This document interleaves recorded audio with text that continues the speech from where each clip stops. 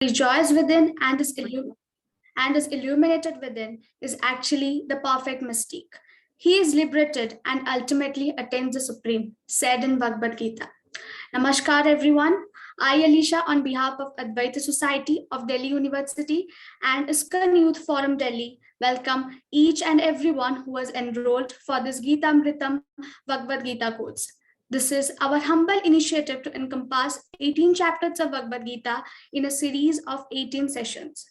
I wholeheartedly express my gratitude to ISKCON Youth Forum Delhi and Advaita Society for taking this initiative to enlighten the young minds with the blissful and divine knowledge of Bhagavad Gita. Advaita is an endeavor to help students transcend the difficulties and uncertainties that are almost inseparable in today's life.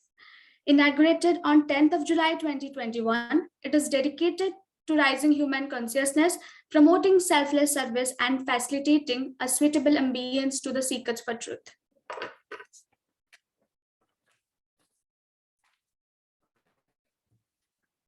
ISKCON Youth Forum Delhi is a young wing of Sri Sri Radha Parthasarathi Temple, a branch of the International Society for Krishna Consciousness. It is aimed towards nourishing the hearts of today's youth with the sublime message of the scriptures and helping them flourish in their lives in a wholesome manner. हम विशेष आभार व्यक्त करना चाहेंगे Hansraj college के आदरणीय प्रधानाचार्य professor Rama का, जिनके मार्गदर्शन में अद्वैता इस सत्र का आयोजित कर रहा है। साथ ही हमारा विशेष आभार ISKCON यूथ फोरम दिल्ली के उपनिदेशक हिज ग्रेस श्री अरविंदाक्ष माधव प्रभु जी का, जिनके पुरुषार्थ से ये संभव हो पा रहा है। Now I would like to call Devansh Prabhu for sloka recitation. Hare Krishna, everyone. Antkale cha mameva smaran muktva kalevaram yah prayati samadbhavam yati na satyat संशयः। और जीवन के अंत में जो केवल मेरा स्मरण करते हुए शरीर का त्याग करता है, वह तुरंत मेरे स्वभाव को प्राप्त करता है। इसमें रंचमात्र भी संदेह नहीं है। तस्मात् सर्वेषु कालेषु माम् अनुस्मर युध्य च मयि अर्पितमनः बुद्धि मामये वेश्यसि असंशयः। अतएव हे अर्जुन, तुम्हें सदैव कृष्ण रूप में मेरा चिंतन करना चाहिए और साथ ही युद्ध करने के कर्तव्य को भी पूरा करना चाहिए। अपने कर्मों को मुझे अर्पित करके तथा अपने मन एवं बुद्धि को मुझ में स्थिर करके तुम निश्चित रूप से मुझे प्राप्त कर सकोगे। अनन्य चेतः सततं यो मां स्मरति नित्यशः तस्यां सुलभः पार्थ नित्ययुक्तस्य योगिना। हे अर्जुन, जो अनन्य भाव से निरंतर मेरा स्मरण करता है, उसके लिए मैं सुलभ हूं, क्योंकि वह मेरे लिए भक्ति में प्रवृत्त रहता है।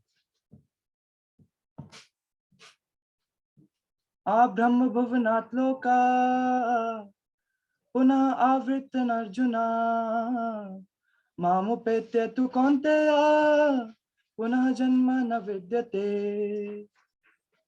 इस जगत में सर्वोच्च लोक से लेकर निम्नतर सारे लोग दुखों के घर हैं, जहां जन्म तथा मरण का चक्कर लगा रहता है। किंतु हे कुंती पुत्र, जो मेरे धाम को प्राप्त कर लेता है, वह कभी जन्म नहीं लेता।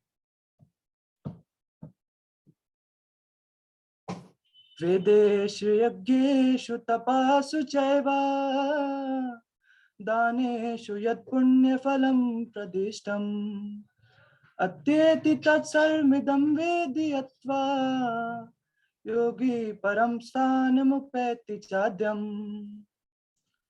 जो व्यक्ति भक्ति मार्ग स्वीकार करता है, वह वेदाध्ययन, तपस्या, दान, दार्शनिक तथा सकाम कर्म करने से प्राप्त होने वाले फलों से वंचित नहीं होता।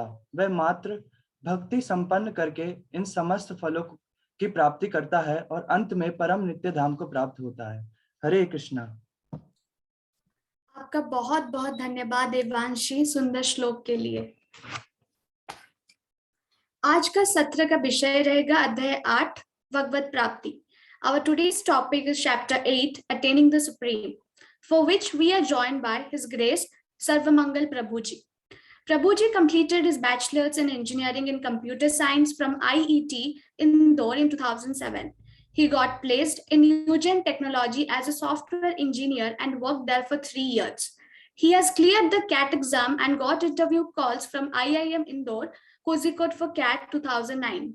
He joined ISKCON in March 2010 to preach the message of timeless Vedic knowledge like Bhagavad Gita, Srimad Bhagavatam, especially to the young minds in their material and spiritual life.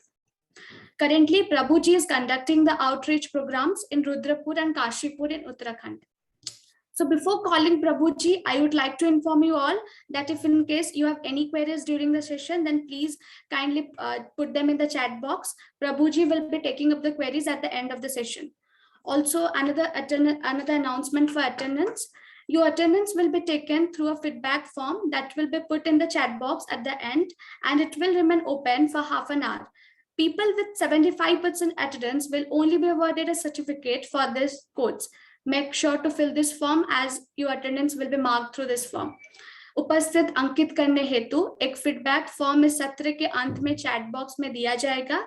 आपसे निवेदन है कि आप उसे अवश्य भर दें। केवल 75% से अधिक उपस्थित वालों को ही सर्टिफिकेट मिलेगा। अब मैं प्रभु जी से विनम्र निवेदन करूंगी कि वो आए और आज के सत्र का शुभारंभ करें। Hare Krishna. Is my voice audible? Ji Prabhu ji.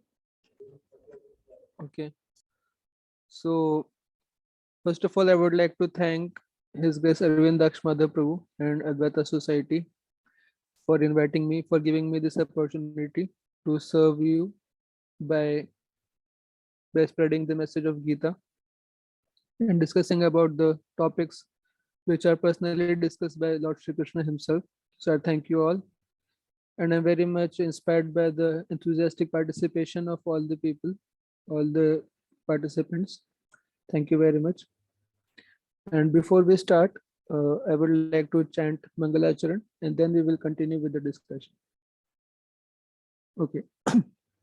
Om Ajnanatimirandhasya Jnananjana Shalakaya Chakshurunmilitam Yena Tasmai Shri Gurave Namaha Shri Chaitanya Manobhishtam Sthapitam Yena Bhutale Swayam Rupaha Kadamahyam Dadati Swapadantikam Vandeham Shri Guru Shri Yuta Padakamalam Shri Gurun Vaishnavascha Shri Rupam Sagrajatam Sahagana Raghunathanvitam Tam Sajivam Sadvaitam Savadhutam Parijana Sahitam Krishna Chaitanya Devam Shri Radha Krishna Padan Sahagana Lalita Shri Vishakhanvitanscha He Krishna Karuna Sindho Dinabandho Jagatpate Gopesha Gopika Kanta Radha Kanta Namostute Tapta Kanchana Gaurangi Radhe Vrindavaneshwari Vrishabhanusute Devi Pranamami Hari Priyai Vancha Kalpatarubhyascha Kripa Sindhubhya Evacha Patitanam Pavanebhyo Vaishnavebhyo Namo Namaha Jai Shri Krishna Chaitanya Prabhu Nityananda Shri Advaita Gadadhara Srivasadi Gaura Bhaktavrinda Hare Krishna Krishna Krishna Hare Hare Hare Rama Rama Rama Hare Hare Namo Vishnu Padaya Krishna Presthaya Bhutale Srimate Bhaktivedanta Swami Niti Namine Namaste Saraswati Deve Gauravani Prachari Nirvishesha Shunyavadi Paschat Deshatarine Mukam Karoti Vachalam Pangum Langhare Yat Kripa Tamaham Vande Paramanandam Madhavam Shri Chaitanyam Ishwaram Shri Gurum Dinataranam Narayanam Namaskritya Naram Chaiva Narottamam Devim Saraswatim Vyasam Tato Jayam Udirayet. Hare Krishna. So I'd like to welcome you all और आप सबका बहुत बहुत स्वागत है। तो आज हम चर्चा करेंगे भगवत गीता के 8वें अध्याय के विषय में। तो मोटा मोटा अगर देखा जाए तो भगवत गीता का जो ये 8वां अध्याय है, इसको इस तरीके से हम विभाजित कर सकते हैं। इसमें कुल मिलाकर 28 श्लोक हैं। There are 28 verses in this chapter. From verses 1 to 4, Arjuna has asked some questions and Lord Krishna is answering those questions. और verses number 5 to 8 में बताया गया कि अगर हम भगवान का स्मरण करते हैं, कृष्ण का स्मरण करते हैं, कृष्ण के स्वरूप का स्मरण करते हैं मृत्यु के समय पे, तो उससे क्या होता है। वो 5वें से 8वें श्लोक के बीच में बताया गया है। 9वें से 13वें श्लोक में बताया गया है कि किस तरह से कृष्ण को हम स्मरण करें। तो उसकी दो प्रक्रिया है। पहली प्रक्रिया है योग मिश्र भक्ति के माध्यम से किस तरह से कृष्ण का स्मरण करें, वो 9वें से 13वें श्लोक में बताया गया है। और 14वें से 16वें श्लोक में बताया गया कि शुद्ध भक्ति की विधि के द्वारा कैसे कृष्ण का स्मरण करें। 17वें से 22वें श्लोक के बीच में बताया गया है कि भौतिक जगत जिसमें हम अभी रह रहे हैं, जिसको हम मटेरियल वर्ल्ड भी कह रहे हैं, द वर्ल्ड ऑफ मैटर, वो उसका नेचर क्या है, और spiritual world, the world of spirit, आत्मा का जो लोक है, भगवान का जो धाम है, वैकुंठ, उसका क्या स्वभाव है, उसका जो वर्णन है वो 17वें से 22वें श्लोक के बीच में आता है। और 23वें से 28वें श्लोक के बीच में बताया गया कि जो कृष्ण की, भगवान की शुद्ध भक्ति है, वो किस तरह से सबसे इजी और सबसे श्रेष्ठ विधि है, श्रेष्ठ प्रक्रिया है भगवान को प्राप्त करने के लिए और अपने जीवन का लक्ष्य पूरा करने के लिए। तो ये मोटा मोटा इस चैप्टर का ब्रेकअप है। तो अब हम आगे चलते हैं कि भगवान कह क्या रहे हैं इसमें। तो सबसे पहले अर्जुन प्रश्न पूछते हैं भगवान से। तो हम वो श्लोक कुछ पढ़ेंगे और फिर हम आगे बढ़ेंगे। अर्जुन उवाच किम तद्ब्रह्म किम अध्यात्मं किम कर्म पुरुषोत्तम अधिभूतम च किम प्रोक्तम अधिदैवम किम उच्यते। ये पहला श्लोक है। इसके पिछले श्लोक में, इसके पिछला जो अध्याय है उसमें जो है वो भगवान ने इन वर्ड्स का जिक्र किया है कि अध्यात्म क्या है और अधिभूत क्या है, ब्रह्म क्या है। अगर आप देखेंगे तो पिछले 7वें अध्याय में भी भगवान कहते हैं कि 29वें श्लोक में जरा मरण मोक्षाय मामाश्रित यतन्ति ये ते ब्रह्म तद्विदु कृष्णम अध्यात्मम कर्म चाखिलम। तो वहां पे बोला गया कि जो बुद्धिमान लोग हैं वो मेरी शरण में आते हैं, वो एक्चुअल में ब्रह्म है और वही अध्यात्म है। और आगे भी बोलते हैं कि अधिभूतम अधिदैवम, मैं ही हूँ, ऐसा कुछ कुछ बोलते हैं भगवान। तो अर्जुन जो है ये वर्ड समझ नहीं पाते, ये सब क्या है। तो अर्जुन क्लैरिफाई करते फिर से। क्या पूछ रहे हैं Arjun? Arjun inquired, O my supreme lord, O supreme person, what is Brahman, what is the self,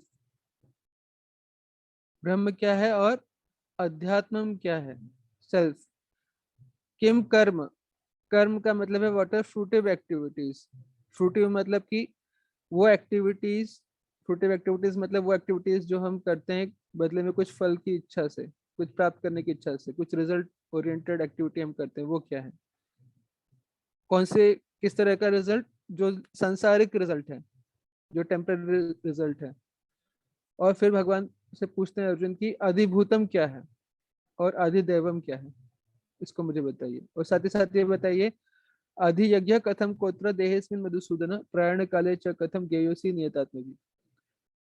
फिर पूछते हैं कि who is the lord of sacrifice, how does he live in the body O Madhusudan, and how can those engage in devotional service know you at the time of death. कई सारे प्रश्न भगवान से पूछते हैं अर्जुन। तो भगवान इसका उत्तर दे रहे हैं। श्री भगवान उवाच अक्षरम ब्रह्म परम स्वभावो अध्यात्म उच्यते भूत भावोद्भव करो विसर्ग कर्म संगीतः। तो कह रहे हैं कि the indestructible transcendental living entity is called Brahman and his eternal nature is called adhyatma, the self. And action pertaining to the development of material bodies of the living entities is called karma or fruitive activities. भगवान ये बता रहे हैं। तो इसका कहने का मतलब ये है कि ब्रह्म क्या है? हम लोग जो जीवात्मा है, जो बताया गया है कि पद्म पुराण में कि there are 8400,000 species of life, 84 lakh योनियां है, 84 लाख जो है वो प्रकार की स्पीशीज हैं। उसमें से एक स्पीशीज है मनुष्य, जिनकी संख्या अगर इस पृथ्वी पर केवल हम अगर कंसीडर करें तो वो आती है लगभग 7 to 8 बिलियन के बीच में। और हम सब लोग जो बैठ के सुन रहे हैं, every human being, every cat, dog, every animal, हर प्राणी, हर जीवात्मा, उसको वो ब्रह्म है, जिसको आत्मा भी कहते हैं कई बार हम। जैसे आपने सुना होगा during the course of Gita भी, हम जो है शरीर नहीं है, हम आत्मा है। तो उस आत्मा को ब्रह्म भी कहा जाता है। तो आत्मा भी दो टाइप के होते हैं, एक है जीवात्मा और एक होते हैं परमात्मा। परमात्मा मतलब कि भगवान, वो आत्मा जो सबके हृदय में रहता है। और हम जो आत्मा है, हम परमात्मा नहीं है, हम जीवात्मा है। हमें प्ले करने के लिए, हमें खेलने के लिए ये छोटा सा एरिया दिया गया है, जिसको हम फील्ड ऑफ एक्टिविटी कहते हैं। ये आप 13 चैप्टर में और पढ़ेंगे आगे। तो जैसे हम अपने शरीर के बारे में बात करें कि मैं कौन हूँ, अगर हमसे पूछा जाए कि हम कौन है, आप कौन है, तो आपकी जो अंडरस्टैंडिंग है अपने बारे में, तो वो जो एक तो अंडरस्टैंडिंग है आपकी, और एक है वो व्यक्ति, वो पर्सनालिटी जो अंडरस्टैंड कर रहा है, जो समझ रहा है, जो सुख दुख फील कर रहा है, एक्सपीरियंस कर रहा है, वो, तो उसको भी ब्रह्म कहा गया। तो भगवान यहाँ पे कह रहे हैं कि वो क्या है, उसका नेचर क्या है, वास्तव में वो इंडिस्ट्रक्टिबल है। हिज नेचर इज दैट वो इंडिस्ट्रक्टिबल है। तो हम भी जो है वो एक्चुअल में इंडिस्ट्रक्टिबल है। हमारा डिस्ट्रक्शन हो नहीं सकता। डिस्ट्रक्शन हो सकता है शरीर का, लेकिन एक्चुअल में हम जो है, हमारी आइडेंटिटी, हम जो है, हमारा डिस्ट्रक्शन नहीं हो सकता, आत्मा का डिस्ट्रक्शन नहीं हो सकता, ब्रह्म का डिस्ट्रक्शन नहीं हो सकता। इसलिए इसको बोला गया इंडिस्ट्रक्टिबल और ट्रांसेंडेंटल। ट्रांसेंडेंटल कहने का मतलब है कि उसका इस संसार से कोई लेना देना नहीं है। इस संसार में उसका जो स्टे है वो टेम्परेरी है। He is meant for something higher than this world and the worldly things. फिर कहते हैं उसका अध्यात्म क्या है? अध्यात्म जो है वो उसका स्वभाव है। और कर्म क्या है? The actions pertaining to the development of material bodies. मतलब कि हम जो एक्शन करते हैं उसका हमें एक रिजल्टेंट रिएक्शन मिलता है। वो रिजल्टेंट रिएक्शन किस रूप में मिलता है? हमारे शरीर के रूप में मिलता है, हमारे शरीर के रूप में। तो हमारा जो अभी शरीर है, जिस शरीर में हम हैं अभी, पुरुष शरीर में, स्त्री शरीर में, इंडियन शरीर में, पाकिस्तानी शरीर में, अमेरिकन शरीर में, ये शरीर जो हमें मिला है, मनुष्य शरीर या जानवर का शरीर, कुत्ता बिल्ली का शरीर, या मच्छर मॉस्किटोज का शरीर, कैट्स डॉग्स काउज, कोई सा भी शरीर, हाथी का शरीर। तो हम जो भी एक्शन करते हैं उससे हमें एक रिएक्शन मिलता है। वो रिएक्शन हमारे शरीर के फॉर्म में मिलता है।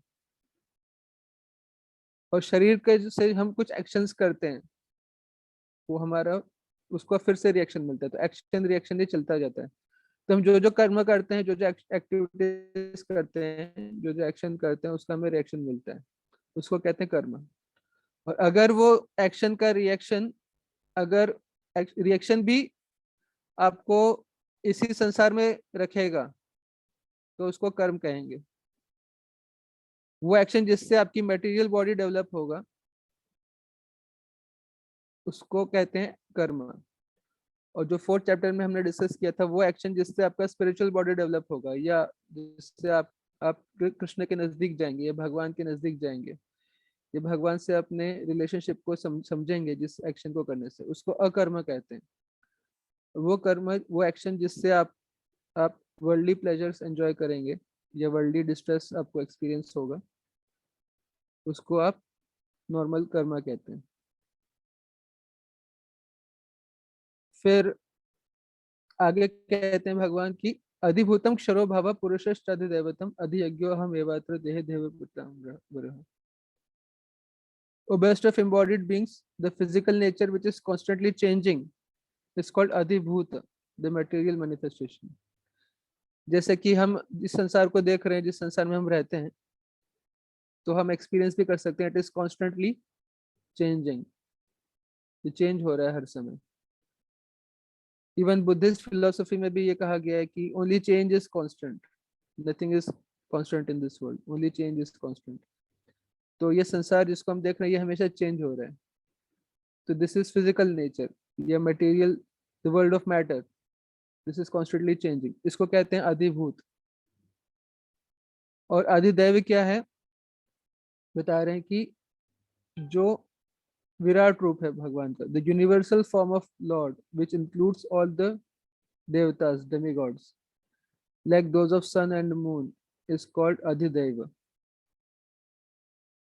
तो भगवान ने 11वें अध्याय में अर्जुन को अपना विराट रूप दिखाया है, और अर्जुन ने उस समय विराट रूप के अंदर देखा कि सारे देवता जो है वो उस विराट रूप के अंदर ही समाये हुए हैं, सारे देवता। इसको कहते हैं यूनिवर्सल फॉर्म ऑफ लॉर्ड।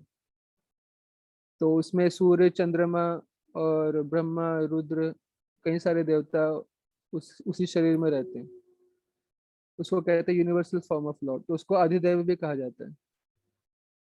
तो यूनिवर्स भी जो है वो एक तरह से भगवान का ही एक रूप है, एक मैनिफेस्टेशन है, जिसमें सारे देवता लोग रहते हैं।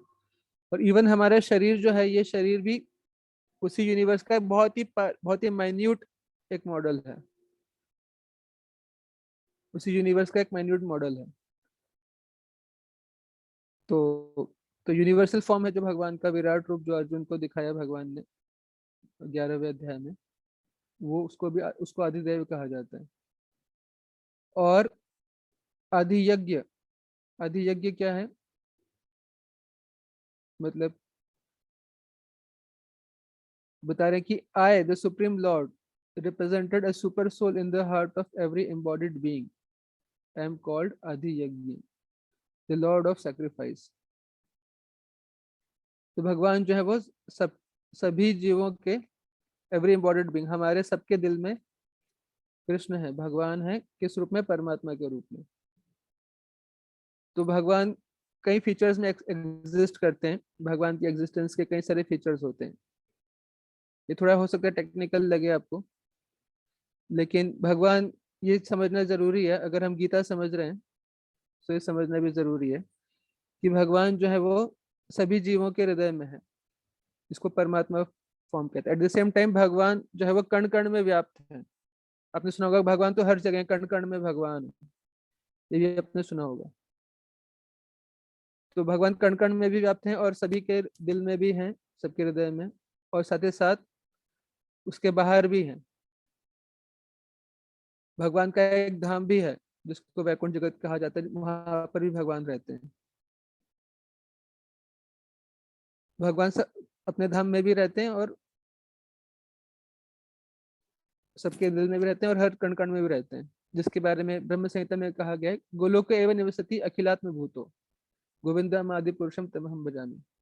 तो कुछ लोगों का ऐसा मानना है कि भगवान जो है वो सबके दिल में रहते हैं। You should always look within, we should always look within, within, within, with in.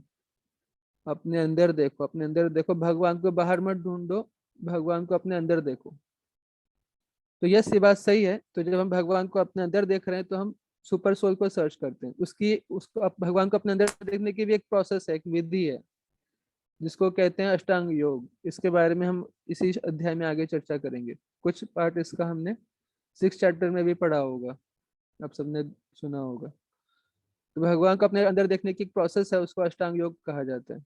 जिसकी शुरुआत होती है यम नियम आसन प्राणायाम, इससे उसमें हम परमात्मा फीचर को देखने का प्रयास करते हैं।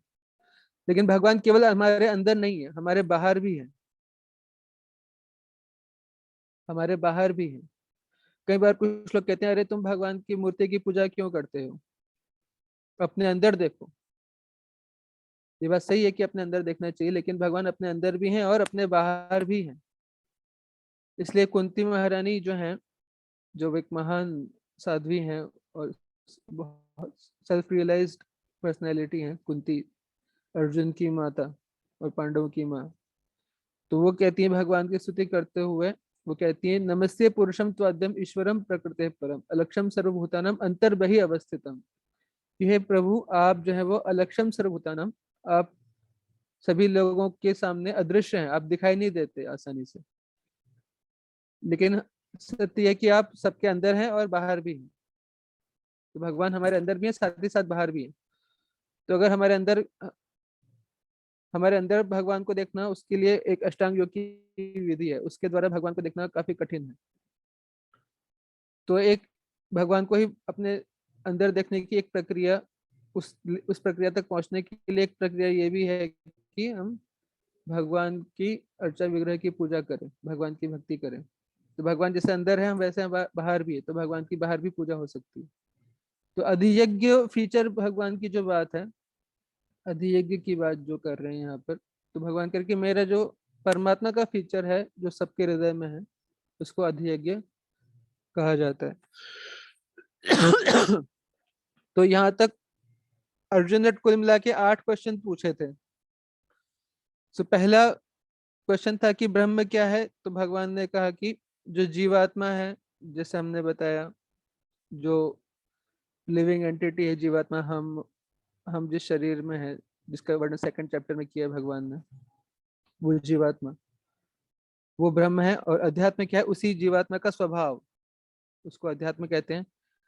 कर्म जो है वो क्या है, इस संसारिकता में, जो संसार में मटेरियल बॉडी से रिलेटेड जो कर्म है, जिससे हमें नए शरीर मिलता है, वो कर्म है। अधिभूत जो है वो, ये संसार जो है इसको अधिभूत कहा गया है, प्रकृति जो हमेशा कॉन्स्टेंटली चेंजिंग है। और भगवान का जो विराट रूप है उसको अधिदेव कहा गया है। और अधियज्ञ जो है वो परमात्मा फीचर है। और आगे पूछते हैं भगवान की, अर्जुन ने पूछा था कि how to know you at the point of death, मृत्यु के समय कैसे भगवान को जाना जाए। जिसे पूछा था कि how can those engage in devotional service know you at the time of death.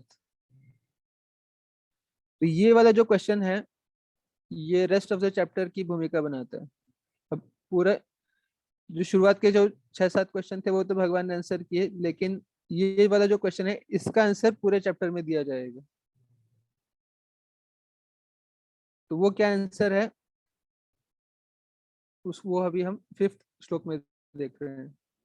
5th श्लोक में भगवान क्या बता रहे हैं, अंत काले च मामे व स्मरन् मुक्त्वा कलेवरम यह प्रयाति स मद्भावम याति नास्त्यत्र संशयः। कह रहे हैं, and whoever at the end of his life puts his body remembering me alone at once attains my nature, of this there is no doubt। तो अगर हम मृत्यु के समय अगर कोई व्यक्ति भगवान का चिंतन करता है, कृष्ण का चिंतन करता है, तो कृष्ण के स्वभाव को प्राप्त होता है, इसमें कोई संशय नहीं। भगवान का चिंतन कर, मृत्यु के समय भगवान का चिंतन करना, ये बहुत ही इंपॉर्टेंट एस्पेक्ट्स है, बहुत ही इंपॉर्टेंट चीज है। और सारे योगियों का, सबका गोल यही होता है, इवन भक्तों का भी गोल यही होता है कि जब हम शरीर त्याग कर रहे हो उस समय भगवान का स्मरण हमें हो जाए। तो वो जीवात्मा बहुत फॉर्चुनेट होते हैं जो शरीर को त्याग करते समय भगवान का चिंतन कर पाते हैं, भगवान को अपने सामने देख पाते हैं। फॉर एग्जाम्पल भीष्म पितामह जो है वो, उनका तो युद्ध में उनको बाणों की शैया पर लटा दिया गया था, लेकिन फिर भी टुवर्ड्स द एंड उन्होंने शरीर छोड़ा नहीं। शरीर क्यों नहीं छोड़ा? क्योंकि वो चाहते थे कि भगवान उनके सामने रहें। जब वो तभी वो शरीर छोड़े। उनके पास एक वरदान था कि वो जब चाहे तब मर सकते हैं, तो उन्होंने वही समय चुना जब भगवान उनके सामने हो। तो जो भी मृत्यु के समय भगवान का दर्शन करते हुए या भगवान के बारे में सोचते हुए या भगवान का नाम लेते हुए शरीर को त्याग करता है, इस करंट शरीर को, उसको भगवान का स्वभाव, भगवान की प्राप्ति होती है। इसका मतलब ये नहीं है कि वो भगवान बन जाता है। हम कभी भगवान नहीं बन सकते, ना कभी हम भगवान थे। लेकिन जैसे भगवान स्पिरिचुअल हैं, तो हमें भी अपना स्पिरिचुअल नेचर प्राप्त हो जाता है। We also attain our spiritual nature. तो श्रील प्रभुपाद जी जैसे बता रहे, the lord is purest of the pure, therefore anyone who is constantly Krishna conscious is also purest of the pure. तो ये बात है कि जो व्यक्ति भगवान का चिंतन करते हुए शरीर को त्याग करता है, वो भगवान को प्राप्त करता है। तो अब ये प्रश्न उठता है कि जो भगवान का चिंतन नहीं करता, किसी और चीज का चिंतन करता है, किसी और भाव का चिंतन करता है, उसका क्या होता है? तो भगवान उसका उत्तर दे रहे हैं, कह रहे हैं कि यम यम वापि स्मरन् भावम त्यजन्त्यन्ते कलेवरम तम तमेवैति कौन्तेय सदा तद्भाव भाविता। कि whatever state of being one remembers when he quits his body, O son of Kunti, that state he will attain without fail। कि मृत्यु के समय हम जिस चीज का चिंतन करेंगे, जो भी हमारा कॉन्शियसनेस का लेवल होगा मृत्यु के समय, वैसा हमें अगला शरीर मिलेगा। इसके एग्जाम्पल स्क्रिप्चर्स में बहुत अच्छा एग्जाम्पल आता है, वो है भरत महाराज का। वैदिक लिटरेचर में 4 भरत के नाम बारे में बताया गया है। एक तो भगवान राम के भाई भरत हैं, एक है जो जिनके नाम से महाभारत की रचना हुई है, भारत है ना, यदा यदा धर्मस्य ग्लानिर्भवति भारत। भारत का मतलब है कि जो भरत के वंश में आते हैं। तो वो दुष्यंत और शकुंतला के पुत्र थे। एक बहुत महान राजा थे भरत वंश में, चंद्रवंश में, जिनका नाम था दुष्यंत, और उनकी पत्नी थी शकुंतला। और उनकी मैरिज से एक पुत्र का जन्म हुआ जिसका नाम था भरत।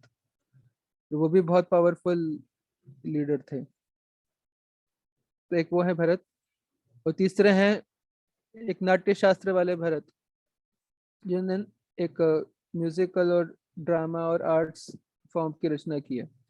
इसे भरतनाट्यम, आपने वर्ड सुना हो गया कि भरत के द्वारा रचित जो है वो ड्रामा और डांस, ये सब। तो भरत मुनि, और चौथे हैं जड़ भरत, भरत महाराज, जो कि महाराजा ऋषभ देव के पुत्र थे। ऋषभ देव भगवान जिनके नाम से जैनिज्म फिलोसफी स्टार्ट हुई है, ऋषभ देव। तो उनके जो पुत्र थे भरत, उनके नाम से एक्चुअली सबसे पहले जो इस पृथ्वी का नाम भारतवर्ष पड़ा, वो उनके नाम से पड़ा।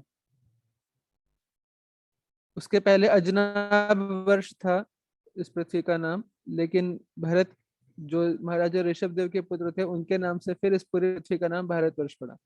एक्चुअली वैदिक लिटरेचर के हिसाब से जो हम पूरी पृथ्वी समझते हैं, अर्थ प्लैनेट, इसको पूरे को भारतवर्ष कहा गया, not just Indian subcontinent, so called Indian subcontinent जो आज हम देखते हैं, नॉट दैट ओनली, या केवल अखंड भारत जिसको हम मानते हैं, उतना भी नहीं। पूरी पृथ्वी, सारे 7 कॉन्टिनेंट्स और सब कुछ मिला के उसको भारतवर्ष बोला गया है श्रीमद् भागवत के अनुसार। तो वो जो है वो बहुत यंग एज में भगवत प्राप्ति करने के लिए, भगवान को खोजने के लिए वो वन में चले गए, और बहुत उच्च कोटि के संत थे। लेकिन एक बार उन्होंने एक हिरण को देखा, हिरणी को देखा जो प्रेग्नेंट थी, और उसका मिसकैरेज हो गया था। लेकिन वो जो मिसकैरेज के बाद वो हिरणी तो मर गई, लेकिन उसका जो छोटा बच्चा है वो बच गया। तो भरत ने क्या किया, उस बच्चे को, उसको संभालना, उसका पालन पोषण करना शुरू किया। और जब पालन पोषण करना शुरू किया तो वो उस बच्चे से इतने ज्यादा, हिरण के बच्चे से इतने ज्यादा अटैच हो गए कि उन्होंने अपनी सारी साधना और भक्ति और भजन और योग अभ्यास और गायत्री मंत्र सारा सब कुछ साधना छोड़ दिया और हिरण के पीछे ही पागल हो गए। और हिरण तो बहुत चंचल था, कभी जंगल में कहीं घास खाने निकल जाता था, कभी कुछ हो जाता था, कभी कहीं निकल जाता था। तो हिरण के विरह में बहुत ज्यादा बेचैन हो जाते थे, पागल हो जाते थे। तो ऐसे करके उनके साथ कोई एसोसिएशन नहीं था, कोई था नहीं उनको गाइड करने वाला, उनको चेक करने वाला कोई था नहीं। तो इसलिए वो भ्रमित हो गए और उनकी मृत्यु के समय हिरण का ही चिंतन करते रहे और फिर उनको हिरण का शरीर मिला। लेकिन चूंकि उन्होंने पहले भक्ति किया था बहुत स्ट्रांगली, तो उनको अपने पिछले जन्म की स्मृति याद थी। तो हिरण का शरीर जब उनको प्राप्त हुआ तो फिर उन्होंने हिरण का शरीर दोबारा जल्दी छोड़ दिया और फिर अगली बार उनको एक ब्राह्मणिकल फैमिली में जन्म मिला फिर से। तो पॉइंट ये है कि हम जिस चीज का चिंतन करते हैं, है ना, वही चीज हमें प्राप्त, वही उसी भाव को हम प्राप्त करेंगे मृत्यु के बाद। तो जैसे बहुत इंटरेस्टिंग सी बात है, हमारे कर्मा पे भी डिपेंड करता है। जैसे हम कर्मा करेंगे अपने, हमारे जीते जी हम जो कर्मा करेंगे, मृत्यु के समय हमारी कॉन्शियसनेस वैसी ही होगी। कोई सोचे कि ठीक है मैं जीते जी सारे गलत काम करूं, जो मन में करूं, बस लास्ट के समय में भगवान को चिंतन कर लूंगा मृत्यु के समय, तो मैं जो है वो अपना अल्टीमेट गोल प्राप्त कर जाऊंगा या जाऊंगी वॉट एवर। तो ऐसा नहीं होगा कभी। आप जैसे जैसे जैसे लाइफ आप जीते हैं, जैसे जैसे कर्म आप करते हैं, आपकी कॉन्शियसनेस वैसी ही बनती जाती है। आपके कर्मों का, आपकी एक्टिविटीज का, आप जो अपनी आंखों से जो देखते हैं, कानों से जो सुनते हैं, और अपने सेंस, बाकी सेंसेस से भी जो आप एक्सपीरियंस करते हैं, वो एक्सपीरियंस आपके माइंड में स्टोर होते जाते हैं और मृत्यु के समय वही एक्सपीरियंसेस आपको याद आते रहते हैं। तो बुढ़ापे में, वृद्ध अवस्था में भगवान पे फोकस कर पाना सडनली बहुत ही मुश्किल है, ऑलमोस्ट नामुमकिन के बराबर है। ये उसी के लिए मुमकिन है जिसने जीवन में, यंग एज में, यूथ लाइफ में जिसने स्पिरिचुअल प्रैक्टिसेस किया होगा। Only that person can remember Krishna at the time of death, otherwise it's very very difficult. तो but yes, if somebody can do it, उसके लिए प्रैक्टिस करना पड़ेगा आपको डिवोटीज के एसोसिएशन में आना पड़ेगा और आपको अपना लाइफस्टाइल उसके अकॉर्डिंग ही बनाना पड़ेगा, जो कि पॉसिबल है। श्रील प्रभुपाद जो इस्कॉन के फाउंडर थे, उन्होंने ऐसा लाइफस्टाइल प्रैक्टिकली जो है करके दिखाया और अपने फॉलोअर्स को भी उन्होंने प्रैक्टिकल करके बताया कि मॉडर्न टाइम में भी कैसे हम स्पिरिचुअली कॉन्शियस रह सकते हैं। तो और अपने आप को स्पिरिचुअली सरचार्ज करने का सबसे इजी प्रोसेस है मंत्र मेडिटेशन। भगवान के नाम का जो मंत्र है उसके द्वारा उसका जप करना रेगुलर बेसिस पे। तो फिर chant the name of Krishna, भगवान का नाम हम जप करें अगर, हरे कृष्ण कृष्ण कृष्ण हरे हरे, हरे राम राम राम हरे हरे। ये भगवान का कोई भी मंत्र हो, मंत्र का जप करें और भगवान के बारे में ज्यादा लिटरेचर पढ़ें। और भगवान, जो डिवोटीज हैं, जिनका लाइफ का ध्येय, जिनका लाइफस्टाइल में कृष्णा है, स्पिरिचुअलिटी है ज्यादा, उनका हम ज्यादा से ज्यादा एसोसिएशन लें। So then we can spiritualise our life also. तो ये बहुत इंपॉर्टेंट है। अदरवाइज अगर आप मान लीजिए कोई इंडियन व्यक्ति है, he hates Pakistan too much, तो मृत्यु के समय भी अगर पाकिस्तान पाकिस्तान सोच रहा होगा और उसके कर्म अच्छे होंगे, मनुष्य बनने लायक, तो अगले जन्म में हो सकता है वो पाकिस्तान में मनुष्य रूप मिल जाए। और अगर कोई पाकिस्तानी है, if he hates India too much और इंडिया इंडिया सोचते सोचते ही वो मर जाए, और अगर उसके कर्म भी ठीक है, तो he may become Indian in next life. कोई लड़का है, किसी लड़की के बारे में सोचता है, सोचते सोचते मर जाता है, सो अगर इन द नेक्स्ट लाइफ उसके कर्म अगर ठीक है, तो he may become a girl in next life. Similarly a girl, if she thinks about a boy and at the time of death and dies, she may become a boy. तो ये चीज है, अगर किसी व्यक्ति की कॉन्शियसनेस, उसकी mentality एक जानवर की तरह है मृत्यु के समय पे, उसके थिंकिंग प्रोसेस, उसकी मेंटेलिटी, उसके स्टाइल जो है ना, द वे ही थिंक्स, उसका नेचर अगर जानवर की तरह, तो जिस जानवर की तरह वो सोचता है उसकी थिंकिंग प्रोसेस है वही उसका अगला शरीर होगा। सो ये बहुत इंपॉर्टेंट एस्पेक्ट है। तो इसलिए भगवान अर्जुन को कह रहे हैं, अब पॉइंट ये है कि अब ऐसा तो है नहीं कि हम सारी एक्टिविटी छोड़ दो केवल भगवान का चिंतन करते रहे। We are living in the practical world, हमें अपना कर्म भी करना है। तो क्या कह रहे हैं भगवान अर्जुन को? भगवान कह रहे हैं कि तस्मात् सर्वेषु कालेषु माम अनुस्मर युद्धे च मयि अर्पितं मनो बुद्धिर मामे वैश्यस्य संशयः। Therefore, O Arjun, you should always think of me in the form of Krishna. At the same time, carry out your prescribed duty of fighting. With your activities dedicated to me and your mind and intelligence fixed on me, you will attain me without doubt. तो ये हमें सीखना पड़ेगा कि कैसे हमें अपना कर्म भी करना है जो हमारी प्रिस्क्राइब ड्यूटी है। If we are students then we have to study also, if we are a teacher we have to teach also, if we are a family person we have to take care of the family also, if we are a citizen of our country we have to work for the welfare of our country also. अगर हम किसी company में job कर रहे हैं तो we have to work for the profit of the company also. If we are doing some business, we have to work for the business also, ताकि business में हम grow करें. At the same time, we have to also learn how to think of Krishna. कैसे भगवान का चिंतन हम कर सके parallelly. Not that we have to leave one thing or the other, but we have to train ourselves in that way. तो प्रभुपाद जी बता रहे हैं, शिल Prabhupada is saying the Lord does not say that one should give up his prescribed duty or engagements. One can continue them and at the same time think of Krishna by chanting Hare Krishna. So this chanting Hare Krishna is a practical way of how can we think of Krishna at the same time we can continue our prescribed duties or engagements.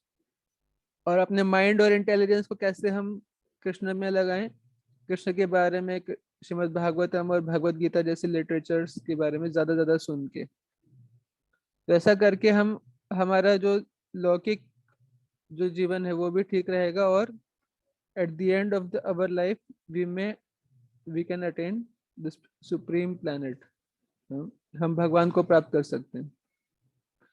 ये बहुत difficult है, तो कैसे होगा? भगवान कह रहे अभ्यास योग युक्तेन चेतसा नन्यगामिना परमं पुरुषम दिव्यम याति पार्थानुचिंतयन्। तो अभ्यास योग करना पड़ेगा, आपको प्रैक्टिस करना पड़ेगा। He who meditates on me as the supreme personality of Godhead, his mind constantly engaged in remembering me and deviated from the path, he, O Partha, is sure to reach me. तो भगवान को हमें स्मरण करने का अभ्यास करना पड़ेगा।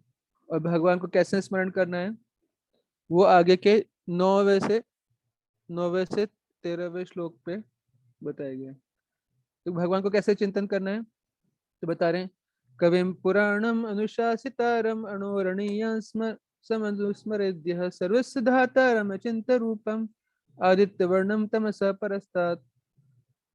बता रहे one should meditate upon the supreme person as the one who knows everything. भगवान सब कुछ जानते हैं, knows everything, and he who is the oldest. भगवान जो है वो ओल्डेस्ट है। ये ना समझे कि भगवान जो है वो केवल 5000 साल पहले ही प्रकट हुए हैं। Krishna is oldest. Although generally Krishna oldest का मतलब ये नहीं कि भगवान एक ओल्ड मैन की तरह दिखे। एक फिलोसोफर ने भगवान का एक पिक्चर इमेजिन किया, वैसे क्रिश्चियनिटी के अनुसार ईश्वर का, भगवान का कोई फॉर्म नहीं है, बट पॉइंट ये कि ये एक नेचर है ह्यूमन का। हम लोग इवोल्यूशन में सबसे हाईएस्ट लेवल पर है, तो ये हमारा एक नेचर है। ये नेचुरल है कि हम एक पर्सन से रिलेट करना चाहते हैं। एक शून्य से एक निराकार से हम रिलेट नहीं कर सकते, ये नेचुरल है। तो उस फिलोसोफर ने भगवान का पिक्चर इमेजिन किया कि भगवान कैसे होंगे।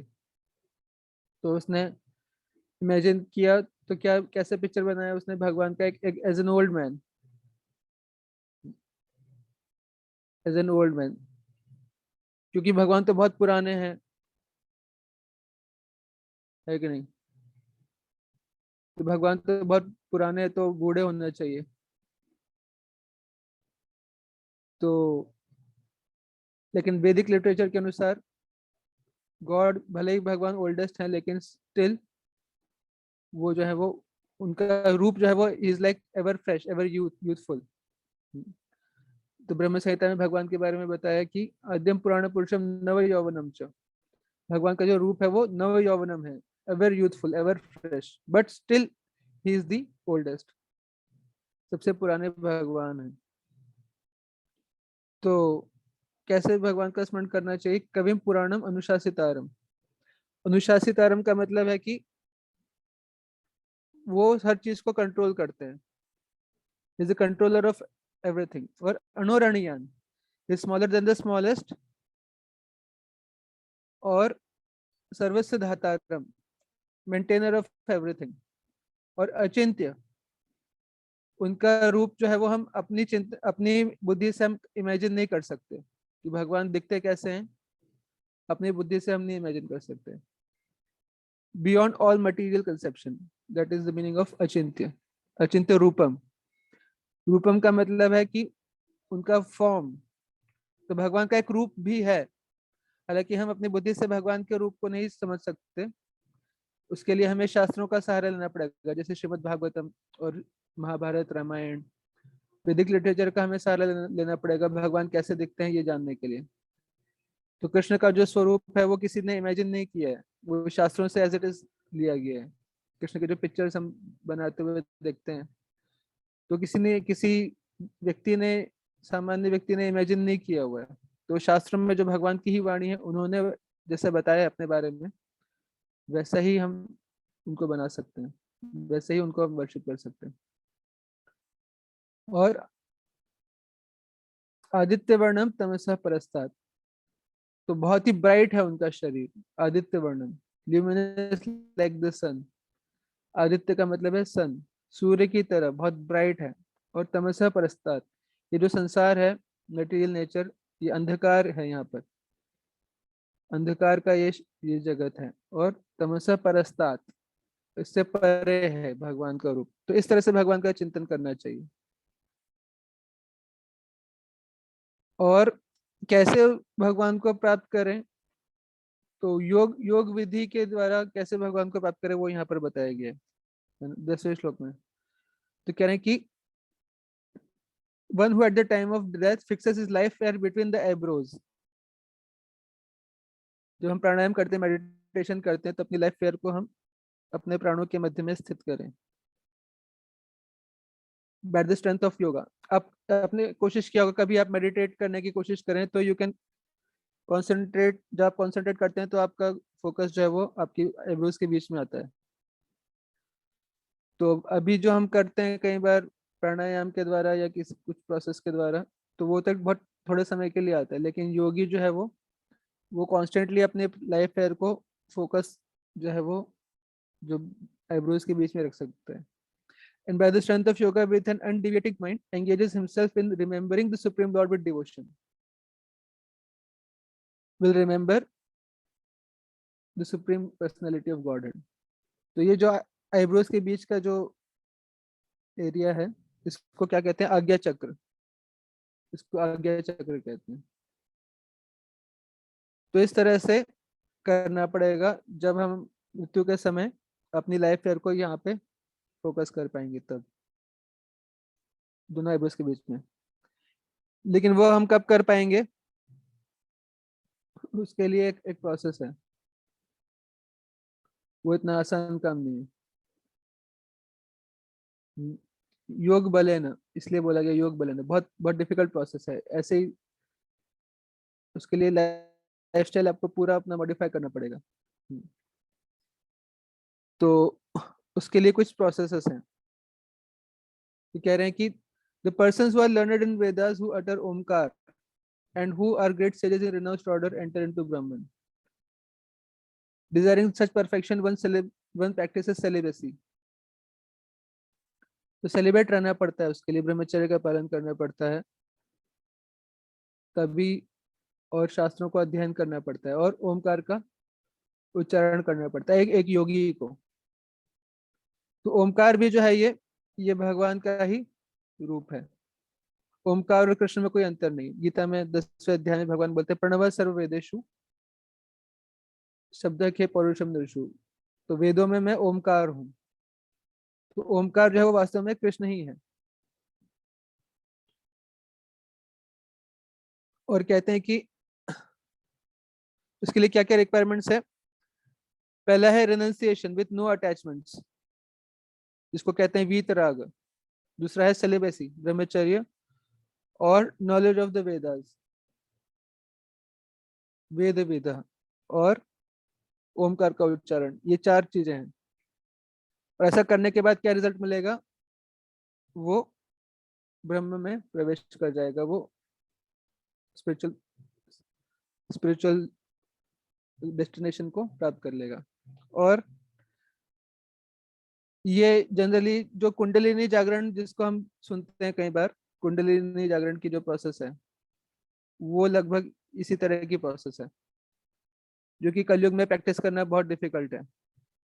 उसमें क्या करना होता है एग्जैक्टली, तो कह रहे हैं सर्वद्वाराणि संयम्य मनोहृदि निरुद्ध च मूर्ध्याध्यात्मनः प्राणम आस्थितो योग धारणम। कि आपको जो है वो अपनी सारी इंद्रियों को अपने सेंसेस के एंगेजमेंट से हटाना पड़ेगा। अष्टांग योग में इसको प्रत्याहार कहते हैं। अष्टांग योग का प्रोसेस आपने सुना होगा, जिसमें यम नियम आसन प्राणायाम प्रत्याहार ये सब होता है, धारणा ध्यान समाधि। तो उसमें ये जो प्रोसेस यहाँ पे बताया गया है, डिटैचमेंट फ्रॉम सेंसुअल एंगेजमेंट्स, इसको प्रत्याहार कहते हैं। तो अभी तो हमारे सेंसेस की जो प्रोपेंसिटी है, टेंडेंसी है, वो बाहर की तरफ देखने की है। सो हमारी आंखों से हम अपने शरीर के अंदर नहीं देख पाते, अभी हम बाहर देखते हैं, कानों से हम बाहर की आवाजें सुनते हैं। लेकिन जब हम प्रत्याहार की प्रोसेस को अपनाते हैं तो बाहर की सारे एंगेजमेंट्स बंद कर देते हैं और अंदर हम फोकस कर पाते हैं। और fixing the mind on the heart और फिक्सिंग द प्राण on the top of the head. Life air जो प्राण है उसको टॉप ऑफ द हेड में आपको फोकस करना पड़ेगा और पूरा भगवान पर डिपेंडेंसी देखना पड़ेगा, टेकिंग शेल्टर ऑफ कृष्ण। और फिर क्या करना है, ओम इत्येकाक्षरम ब्रह्म व्याहरन् नाम अनुस्मरन् यह प्रयाति तिरंदेहम स याति परमाम गतिम। ऐसा करने के बाद आपको ओम का उच्चारण करना पड़ेगा। ओ, आपका माइंड हार्ट में है, आपका प्राण सर में है यहाँ, और आप मुंह से ओम का उच्चारण कर रहे हैं और भगवान ओम जो चिंतन है आप भगवान का कर रहे हैं, कृष्ण का चिंतन कर रहे हैं। भगवान कह रहे हैं यहाँ पर ओम इत्येकाक्षरम ब्रह्म व्याहरन् माम अनुस्मरन्। माम मतलब कृष्ण जब बात कर रहे हैं अर्जुन से, तो माम का मतलब है कृष्ण का चिंतन करें, मुंह से ओम का उच्चारण करें और कृष्ण के बारे में सोचें। और आपके प्राण सर में, वो योग योग योग विधि के द्वारा ये किया जा सकता है। और फिर शरीर छोड़ें तो आत्मा जो है वो आपके सर वाले एरिया से ही निकलकर फिर परम गति को प्राप्त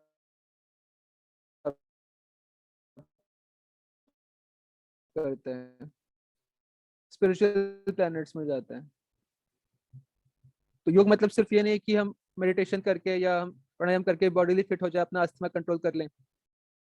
ये तो बहुत ही लो लेवल का इफेक्ट है योगा प्रोसेस का।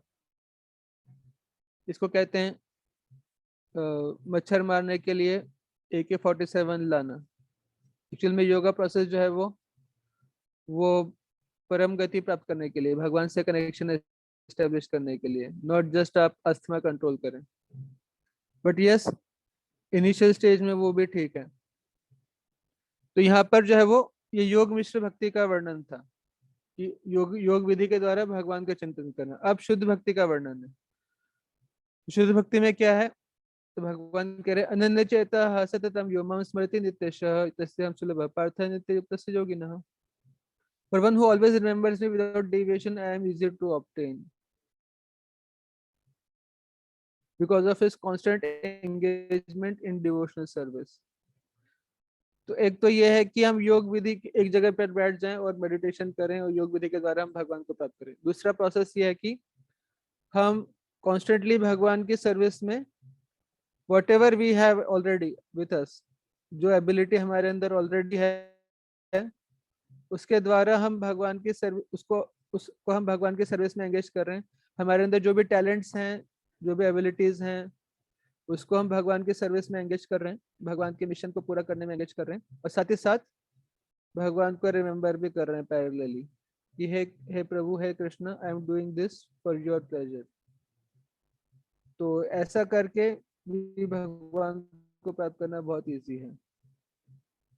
और जो ऐसा करता है उसका क्या होता है, तो कहते हैं दोनों प्रोसेस के द्वारा जो योग विधि के द्वारा भी भगवान का चिंतन करके भगवान के धाम पहुंच जाता है, और जो शुद्ध भक्ति की प्रोसेस का फॉलो करके भी भगवान के पास भगवान का चिंतन करता है, अध्यात्म जगत में पहुंच जाता है, उसका क्या होता है। तो कहते हैं after attaining me my the great souls who are yogis in devotion never return to this temporary world which is full of miseries because they have attained the highest perfection। कि मुझे प्राप्त कर लेने के बाद जो योगी हैं वो वापस इस संसार में लौटकर नहीं आते, क्योंकि यहाँ पर जो है मिजरी बहुत ज्यादा है। क्यों? कई बार मैंने देखा है कि कई लोग भारत से अमेरिका जाते हैं या अब्रॉड जाते हैं, वो कहते हैं कि हम तो हमारे देश के लिए बहुत कुछ करना चाहते हैं, लेकिन अभी हम अमेरिका जा रहे हैं और वहाँ पे हम बहुत पैसा कमाएंगे और बहुत पैसा कमा के फिर हम भारत आएंगे और भारत के प्रोग्रेस के लिए काम करेंगे। लेकिन कई बार ये भी देखा गया है कि वो लोग विदेशों में जाते हैं और वहाँ पे जब देखते हैं कि बहुत ही अच्छा लाइफ है, स्टैंडर्ड ऑफ लिविंग बहुत अच्छा है, ईज ऑफ लिविंग काफ़ी अच्छा है, और ज़्यादा हौच पौच नहीं है, करप्शन कम है, सिस्टम है, ट्रैफिक वगैरह लोग रूल्स रेगुलेशंस फॉलो करते हैं, उनको अच्छा लगता है तो वो वहीं रह जाते हैं, थोड़ा बहुत पैसा वैसा भेजते रहते हैं, but they don't want to return to India again. Many of them I have seen practically. So जब भारत से अमेरिका जाने के बाद ही लोग वापस नहीं आना चाह रहे हैं कई लोग, तो सोचिए जब वो भगवान के धाम पहुंच जाएगा, स्पिरिचुअल वर्ल्ड में पहुंच जाएगा, उसका नाम ही वैकुंठ है, जहाँ पे कोई कुंठा नहीं है, किसी प्रकार का कोई कष्ट नहीं है, वो क्यों इस संसार में वापस आना चाहेगा? वो सोचेगा कि मैं तो यहीं रहता हूँ, I should live here only, why to go in the place full of miseries। कोई भी आपको उठा के शूट कर देगा, why to go in such a miserable place, जहाँ पे कोरोना है, जहाँ पे हर जगह जो है वो लड़ाई झगड़ा, वॉर्स का खतरा मंडरा रहा है हर समय, कम्युनल राइट्स हो रहे हैं, जहाँ पे टेररिज्म है, और जहाँ पर जो है वो एजुकेशन इंस्टीट्यूट्स में भी लोग अपने रिलीजन को मनवाने का प्रयास कर रहे हैं। ऐसे बेकार जगह पे क्यों कोई आना चाहेगा? तो दैट्स द थिंग, वो वापस नहीं आना चाहते। तो अगर हम स्पिरिचुअल वर्ल्ड में जाने का प्रयास करते हैं तभी हम वहां से वापस नहीं आते हैं, अदरवाइज इस संसार में, इस मटेरियल वर्ल्ड में, नॉट जस्ट द अर्थ, लेकिन यहाँ तक कि स्वर्ग और ब्रह्मा के लोक तक भी अगर कोई जाता है तो वहां से उसको वापस आना पड़ता है। तो इसके बारे में कह रहे हैं, आ ब्रह्म भुवन आलोका पुनरावृत्ति अर्जुना मामुपैत्य तु कौन्तेय पुनर्जन्म न विद्यते। From the highest planet in the material world, मतलब Brahmaloka, down to the lowest, all are places of misery wherein repeated birth and death take place, but one who attains to my abode, O son of Kunti, never takes birth again। तो ब्रह्मा के लोक से लेकर के पाताल लोक तक जो भी जगह हैं वहां पे मिजरी है ही है, जन्म मृत्यु जरा व्याधि हर जगह है ही है। केवल भगवान के धाम में जो जाता है वहां पे ही है जन्म मृत्यु जरा व्याधि का चक्र नहीं है, बर्थ डेथ ओल्ड एज और डिसीज, ये मिजरीज वहां पर नहीं है। बाकी आप कहीं पर भी जाएंगे आपको मिजरी मिलेगा ही मिलेगा। ऑफकोर्स मॉडर्न टाइम्स में तो लोग ये मानने के लिए तैयार नहीं है कि पृथ्वी के अलावा भी कहीं लाइफ है, अभी सर्च ही कर रहे हैं। ब्रह्मा के लोक तक तो लोग अभी हमारी बुद्धि पहुंची ही नहीं है, मॉडर्न लोगों को पता ही नहीं है कि ब्रह्मा लोक भी कुछ होता है, चंद्र लोक, इंद्र लोक, ये सब भी कुछ होता है। बट एनीवे, एटलीस्ट इतना तो हम समझ सकते हैं कि जिस पृथ्वी पर हम अभी रह रहे हैं यहाँ पर मिजरी है। तो आजकल जैसे लोग मार्स पे जाने का प्रयास कर रहे हैं हम, हमारे एमिनेंट साइंटिस्ट। तो अगर मार्स पर भी पहुंच जाएंगे तो वहां पर भी मिजरी मिलेगी ही मिलेगी। केवल भगवान के धाम में, स्पिरिचुअल वर्ल्ड में जाएंगे तभी मिजरी से बचेंगे। तो आगे जो है वो 17वें से 22वें श्लोक में भगवान जो है वो मटेरियल वर्ल्ड और स्पिरिचुअल वर्ल्ड का कंपैरिजन करके बता रहे हैं। तो क्या कंपैरिजन बता रहे हैं? अभी भगवान ने बोला ना कि ब्रह्मा जी के लोक से लेकर नीचे तक वो क्या है, मिजरी ही मिजरी है। तो अब जो कैलकुलेशन मटेरियल वर्ल्ड का कैसे है, वो बता रहे हैं यहाँ पर। बता रहे हैं, by human calculation 1,000 ages taken together form the duration of Brahma's one day, and such also is the duration of his night. तो टाइम जो है वो रिलेटिव है। तो रिलेटिविटी ऑफ टाइम जो है ये it's not a modern concept, ये वैदिक लिटरेचर में पहले से दिया हुआ है कि टाइम इज रिलेटिव। तो ब्रह्मा का जो एक दिन है वो हमारे पृथ्वी के हिसाब से 1000 एजेस के बराबर है। सहस्त्र युग, युग का मतलब क्या है? हालांकि इंग्लिश में कोई इक्विवेलेंट नहीं मिलता, तो इसलिए कई बार समझाने के लिए मिलेनियम्स ट्रांसलेट कर दिया जाता है, बट एक्चुअली युग का मतलब क्या है? तो 4 युगों का साइकिल है। कौन से आप लोगों ने सुना होगा? सतयुग, त्रेता युग, द्वापर युग और कलयुग। तो अभी जो कलयुग है इसका ड्यूरेशन कितना है? हमारे कैलकुलेशन के हिसाब से 4,32,000 ईयर्स, ये कलयुग का ड्यूरेशन है। 4,32,000 ईयर्स।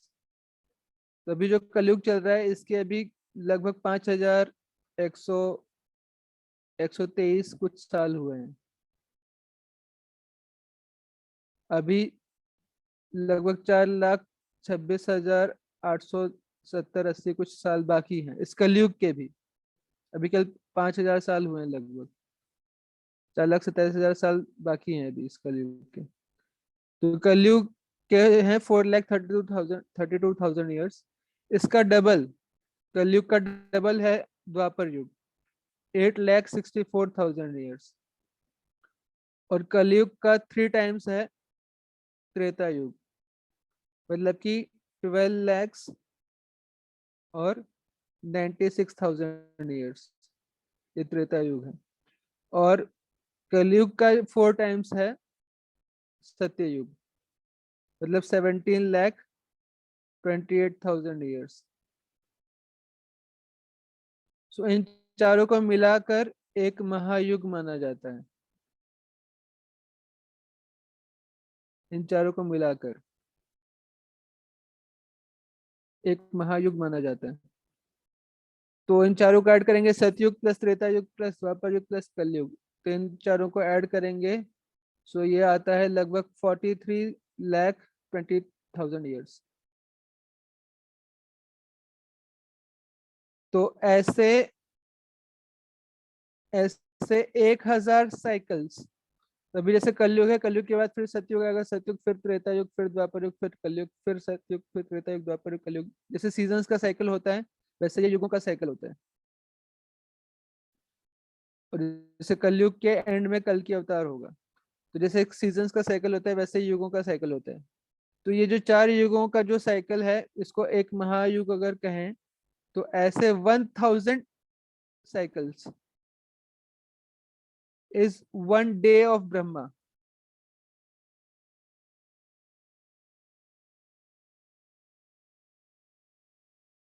तो 43,20,000 मल्टीप्लाइड बाय 1,000 ईयर्स जब पृथ्वी पर बीत जाते हैं, तो Brahma ji feels as if his 1 day has passed. और ब्रह्मा की जो एज है, तो जैसे एक एक दिन हुआ इतने साल, और ऐसे तो ब्रह्मा का जो एक महीना कितना हुआ, मल्टीप्लाइड बाय 30,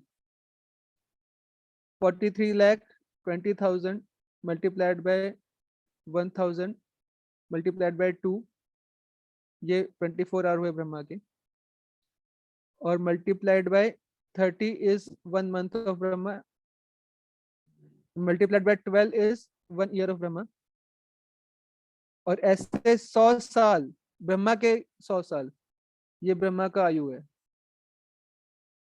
सो प्रभुपाद जी इसलिए बता रहे हैं कि these 100 years by earth calculations total to 311 trillion and 40 billion earth years.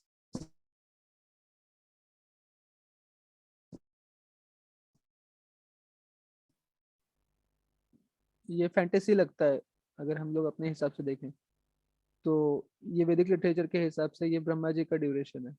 Of course modern day archaeologist हो सकता है इस थ्योरी को ना माने, बट इट डजंट मैटर। तो उन लोगों के जो कैलकुलेशंस हैं द एज ऑफ सन या एज ऑफ अर्थ या whatever, they are also at least as fantastic as fantasy की तरह है ये वो भी। तो ये चीज है, इसलिए आपने सुना होगा भगवान श्री कृष्ण की लीला में जब कृष्ण भगवान के बछड़े चुरा लिए थे ब्रह्मा जी ने। Some of you might have heard this story. एक बार भगवान श्री कृष्ण जब वृंदावन में थे और अपने बछड़े चरा रहे थे अपने सखाओं के साथ, तो ब्रह्मा जी आए वहां पे उनको देखने के लिए। और ब्रह्मा जी ने सोचा कि अरे ये कृष्ण जो है ये भगवान है क्या इन्हीं को हमने बुलाया था कंस जैसे असुरों का वध करने के लिए, लेकिन ये तो यहाँ पे एंजॉय कर रहे हैं अपना लाइफ, बच्चों के साथ अपने फ्रेंड्स के साथ खा रहे हैं पी रहे हैं, कि ये भगवान कैसे हो सकता है? भगवान अपने अपने साथ भगवान अपने बच्चे की तरह कैसे हो सकता है? एकदम घुल मिल के कैसे रह रहे हैं भगवान? तो लेट मी टेस्ट। तो भगवान ब्रह्मा जी ने क्या किया, कृष्ण के जितने ग्वाल बाल सखा थे और बछड़े थे उनको चुरा लिया और 1 सेकंड में उनको छुपा कर अपने ब्रह्मलोक से फिर वापस आ गए।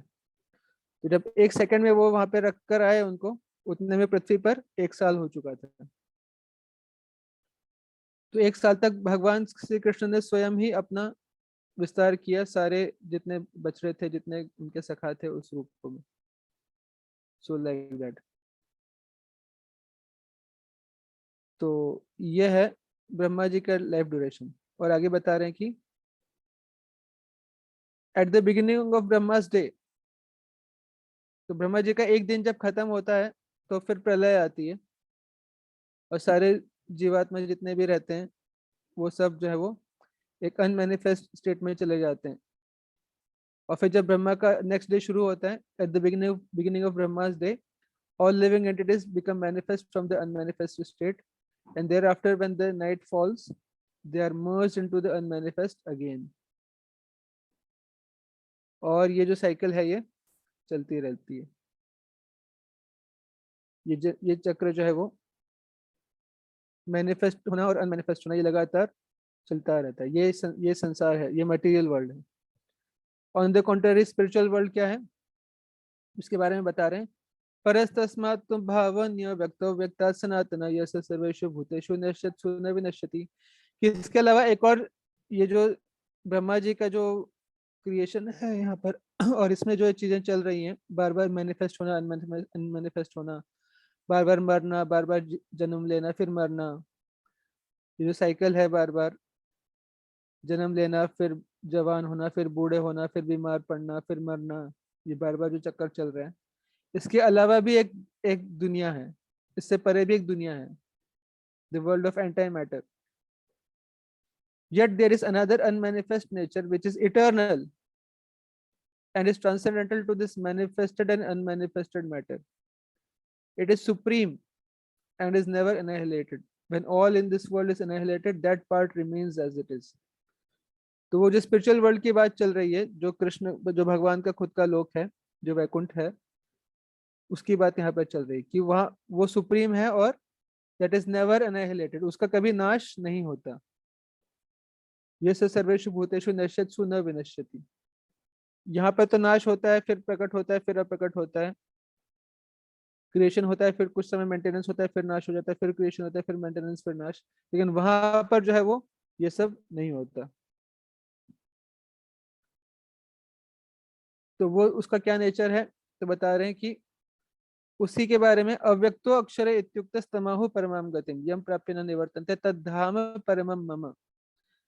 that which the Vedantists describe as unmanifest and infallible, that which is known as the supreme destination, that place from which having attained it one never returns is my, that is my supreme abode. तो भगवान का वो घर है, तद्धाम परमम मम, वो मेरा परम धाम है। तो भगवान का भी एक घर है, भगवान भी एक जगह पर रहते हैं, भगवान का धाम जिसको वैकुंठ कहा जाता है, लेकिन एट द सेम टाइम वो सुप्रीम धाम है। तो कई बार कई लोग कहते हैं कि अरे आप जो बता रहे हैं प्रभु जी, ये डिस्क्रिप्शन तो कुछ अब्राहमिक रिलीजन की तरह लगता है कि गॉड जो है वो सातवें आसमान पे कहीं और रह रहे हैं। तो पॉइंट ऐसा नहीं कि कोई कह सकता है ऐसा, लेकिन that is not a fact, क्योंकि अब्राहमिक ट्रेडिशंस के अनुसार गॉड इज नॉट एवरीवेयर, भगवान सर्वव्यापी नहीं है। लेकिन हमारे जो वैदिक कंसेप्ट है उसके अनुसार भगवान का धाम तो है ही, क्योंकि भगवत गीता में बताएं भगवान का धाम तो है ही, लेकिन एट द सेम टाइम भगवान हर जगह भी है, सर्वत्र व्याप्त भी है, जो हमने पहले चर्चा किया, पहले गीता में और भी जगह हमने चर्चा किया, और 9th चैप्टर में भी आएगा ये चीज कि मैं हर जगह, भगवान बोल रहे कि मया तदम इदम सर्वम जगत अव्यक्त मूर्ति ना, कि मैं हर जगह व्याप्त हूँ।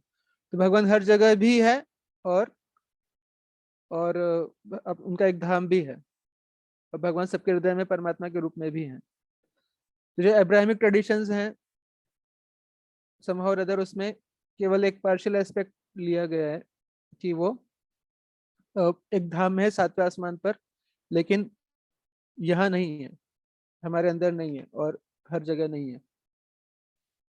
और वैदिक लिटरेचर का दूसरा एस्पेक्ट जो है वो वेदांत, जो तथाकथित जो वेदांतिस्ट होते हैं, जो ज्ञानीज होते हैं, जो अपने आप को सीकर कहते हैं कि वी आर द सीकर्स, या जो एक निराकारवादी होते हैं, वैदिक वेदों को मानने वाले सनातन धर्म के अंदर ही, तो वो लोग जो है वो भगवान का सर्वव्यापी वाला एस्पेक्ट कि भगवान हर जगह है, उस एस्पेक्ट को उन्होंने ले लिया, लेकिन भगवान अपने स्पिरिचुअल वर्ल्ड में भी है, स्पिरिचुअल धाम भी एक है, उस एस्पेक्ट को उन्होंने इग्नोर किया हुआ है। But the fact of the matter is कि भगवान का एक धाम भी है, स्पिरिचुअल वर्ल्ड भी है, वैकुंठ जिसको बोला जाता है, या जिसको कृष्ण लोक बोला जाता है, या गोलोक बोला जाता है, या साकेत बोला जाता है, वहां पर भी भगवान है। और एट द सेम टाइम भगवान कण कण में भी है, हर जगह भी है, हम सबके दिल में भी है।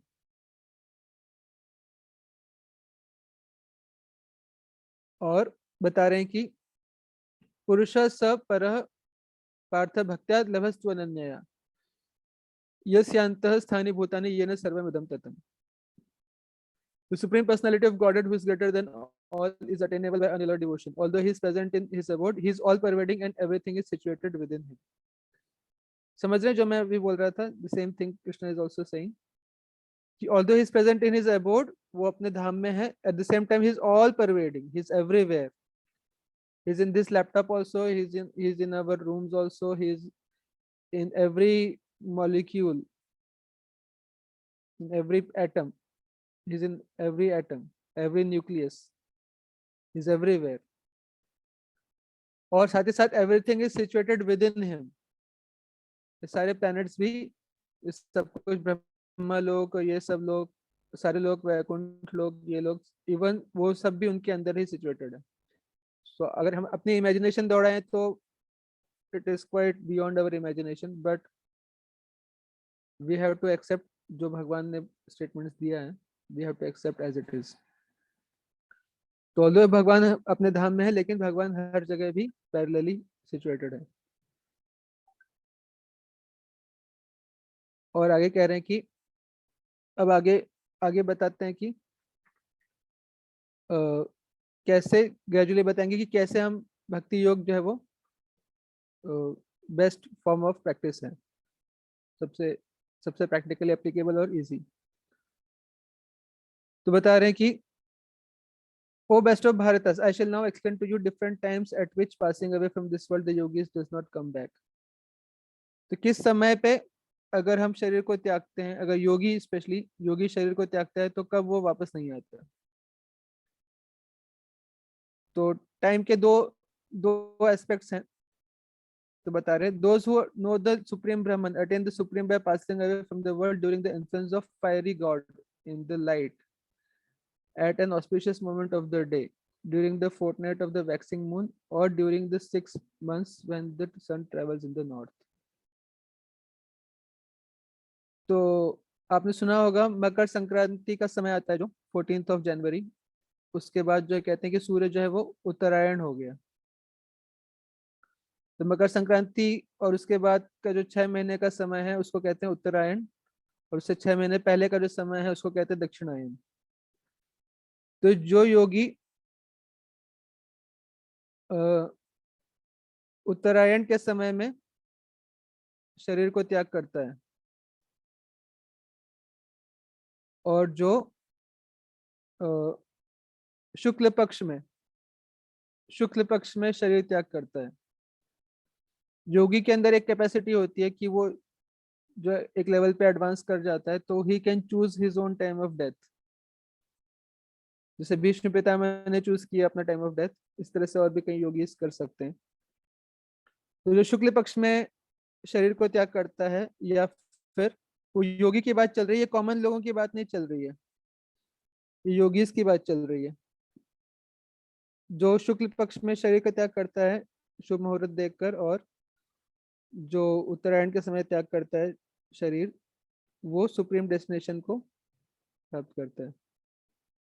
और बता रहे हैं, the mystic who passes away from this world during the smoke, the night, the fortnight of the waning moon, or 6 months when the sun passes to the south, reaches the moon planet but again comes back।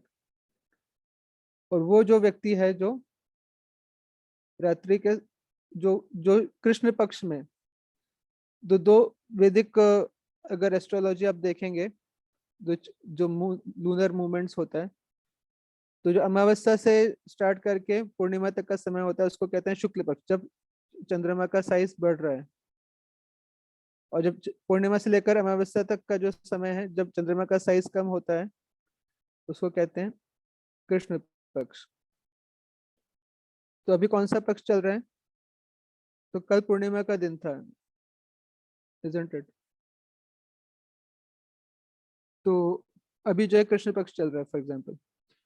तो जो योगी कृष्ण पक्ष में शरीर त्याग करता है या फिर दक्षिणायन के समय पर शरीर त्याग करता है, वो चंद्रलोक में जाता है और फिर उसको वापस आना पड़ता है। तो ये दो तरीके हैं। According to Vedic opinion, there are two ways of passing from this world, one in light and one in darkness. When one passes in light, he does not come back, but when one passes in darkness, he returns. तो light के time में, उत्तरायण में या शुक्ल पक्ष में कोई शरीर त्याग कर रहा है योगी, योगी की बात चल रही है, अगेन आई एम रिपीटिंग, ये कॉमन मैन की बात, कॉमन व्यक्ति की बात नहीं चल रही है, जो they are not, who are not yoga practitioners और उसमें एक सर्टेन लेवल तक एडवांस नहीं कर चुके, उनकी बात नहीं चल रही, ये नॉर्मल लोगों की बात नहीं चल रही, ये योगीज की बात चल रही। तो जो योगी उत्तरायण में या लाइट के टाइम में अप्रकट होते हैं, शरीर को छोड़ते हैं, डेथ होती है जिनकी, वो वापस नहीं आते इस संसार में, लेकिन जो कृष्ण पक्ष या दक्षिणायन में जो शरीर त्याग करते हैं वो वापस आते हैं। तो अब भक्तों की बात कहाँ आ जाती है? जो कृष्ण भक्त हैं, जिनका इस योगा प्रोसेस से कोई लेना देना नहीं है एग्जैक्टली, लेकिन जो अब केवल भक्ति कर रहे हैं, केवल भगवान से प्रेम करते हैं, जो केवल भक्ति का पालन कर रहे हैं, उनका क्या है स्थिति? तो कह रहे हैं भगवान की, although the devotees know these two paths, O Arjun, they are never bewildered। तो अर्जुन आप चिंता मत करो। तो ये सुनने के बाद अर्जुन सोच रहे होंगे कि अरे अभी तो युद्ध होने वाला है, बहुत लोग मरने वाले हैं, मैं भी शायद मरूंगा जीऊंगा पता नहीं, तो क्या होगा, मुझे दोबारा संसार में आना पड़ेगा या नहीं आना पड़ेगा? तो भगवान अर्जुन को कह रहे कि अर्जुन तुम चिंता मत करो, बी फिक्स्ड इन डिवोशन, तुम परेशान मत हो। क्यों? क्योंकि तुम भक्ति योग में लगे हुए हो। कह रहे वेदेषु यज्ञेषु तपसु चैव दानेषु यत् पुण्य फलम प्रदिष्टम अत्येति तत्सर्वविदं विदित्वा योगी परम स्थानम उपैति चाद्यम। कि one who accepts the path of devotional service is not bereft of the results derived from studying the Vedas, performing sacrifices, undergoing austerity, giving charity, or pursuing philosophical and fruitive activities. Simply by performing devotional service, he attains all this and at the end reaches the supreme eternal abode. तो जो भक्त है, जो कृष्ण से, भगवान से प्रेम करके भगवान को सर्व कर रहा है विद ऑल हिज एबिलिटी, जो भक्त है कृष्ण भक्त, वो उसका क्या है, उसको कुछ और करने की जरूरत नहीं है। वो सारे रिजल्ट्स केवल भगवान से प्रेम करके, भगवान की सेवा करके, वो सारे रिजल्ट्स, योगा प्रोसेस के रिजल्ट, वेदों को पढ़ने के रिजल्ट्स, यज्ञ, तपस्या, दान देना, ये सब का रिजल्ट वो वैसे ही प्राप्त कर लेता है। तो उसको उसको कौन से समय में शरीर त्याग करना है, उत्तरायण है, दक्षिणायन है, ये सब है, उसको इसकी चिंता करने की कोई जरूरत नहीं है। वो किसी भी समय शरीर छोड़े, कोई दिक्कत नहीं है। सो अल्टीमेटली जो सबसे बेनिफिशियल चीज है वो है कि with all our ability we practise devotional service, हम भक्ति योग का पालन करें। तो जस्ट टू समराइज, हमने पढ़ा अभी कि अर्जुन ने कुछ प्रश्न पूछे थे, कुल मिला के 8 प्रश्न पूछे थे भगवान से, उन सबके उत्तर भगवान ने दिए। और ब्रह्म क्या है, अध्यात्म क्या है, कर्म क्या है, अधिभूत, अधिदैव, अधियज्ञ, और ये सब का उत्तर भगवान ने दिया। और साथ ही साथ भगवान ने ये भी बताया, कृष्ण ने, कि कोई व्यक्ति जब मृत्यु के समय जो है किस चीज का चिंतन करेगा तो क्या प्राप्त होगा। अगर कृष्ण को चिंतन करेगा, भगवान का चिंतन करेगा तो भगवान की प्राप्ति होगी, और अगर जिस चीज का चिंतन करेगा उसके अनुसार ही उसको अगला शरीर प्राप्त होगा। और साथ ही साथ भगवान ने बताया कि साथ ही साथ मुझे स्मरण भी करो और साथ ही साथ अपने प्रिस्क्राइब ड्यूटी भी करते रहो। फिर हमने चर्चा किया कि योग मिश्र भक्ति से कैसे हम कृष्ण का स्मरण कर सकते हैं, और फिर शुद्ध भक्ति के द्वारा कैसे कृष्ण का चिंतन होगा, और शरीर को कैसे त्यागने की जो योगा प्रोसेस है वो क्या है, और साथ ही साथ मटेरियल वर्ल्ड और स्पिरिचुअल वर्ल्ड के बारे में भी हमने डिस्कस किया। और भक्ति की जो सुप्रीमेसी है कि जो भक्त होते हैं, जो कृष्ण की सेवा कर रहे हैं प्योर तरीके से, बिना किसी स्वार्थ के, और प्योर तरीके से भगवान की सेवा कर रहे हैं, उनको किस समय वो उनकी मृत्यु होगी इसके बारे में चिंता करने की कोई जरूरत नहीं है। So in that way, Bhakti Yoga is supreme process. Okay. तो हम ये पे स्टॉप करेंगे। तो किसी का कोई प्रश्न है तो बता सकते हैं, if somebody has any questions.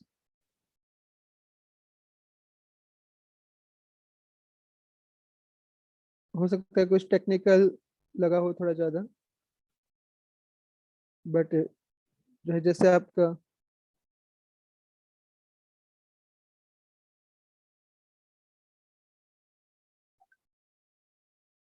question is, can you please explain pratyahar in a bit detail?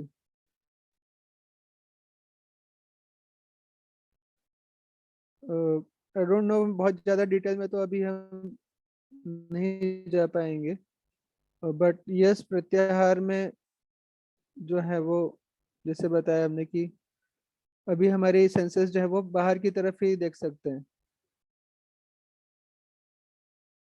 लेकिन इंटरनली देखना उसके लिए पॉसिबल नहीं। इंटरनली तभी देख पाएंगे जब हम बाहर जो देखने की उनकी प्रवृत्ति है उसको हम रेगुलेट करेंगे ग्रेजुअली। तो उसके लिए प्रत्याहार जो स्टेज है उसके पहले भी 4 स्टेजेस हैं अष्टांग योग के अंदर।